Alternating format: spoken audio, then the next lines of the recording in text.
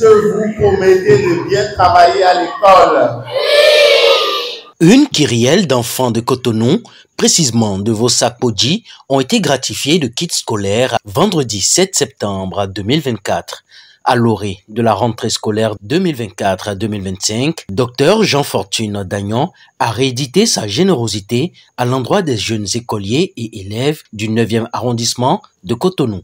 C'était à la faveur d'une cérémonie qui a rassemblé jeunes, parents et enfants. Alors, comme vous le savez, la rentrée scolaire commence dans quelques jours.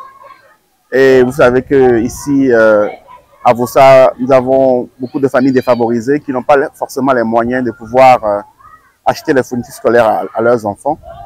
Et c'est pour ça que j'ai décidé de soutenir cet événement pour pouvoir diminuer un peu les peines de ces familles, pour pouvoir contribuer à ce que ces enfants puissent réellement aller à l'école. Parce que comme vous le savez, parfois à cause du manque d'argent pour acheter les fournitures scolaires, beaucoup d'enfants sont déscolarisés.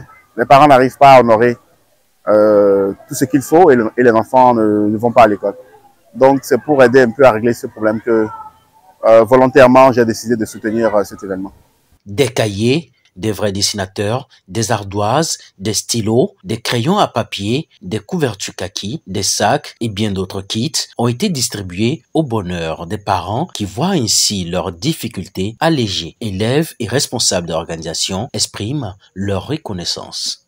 Je remercie le docteur Dagnon qui a ouvert que nous avons 7 kits scolaires. Cet événement spécial, vraiment, est en majeure partie sponsorisé et accompagné par le docteur Jean-Fortune Dagnon.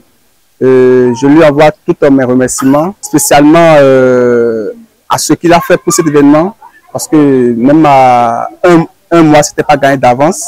Et ça donne ce que vous voyez actuellement. Docteur Jean-Fortune Dagnon a rassuré sur les perspectives meilleures en faveur des plus démunis.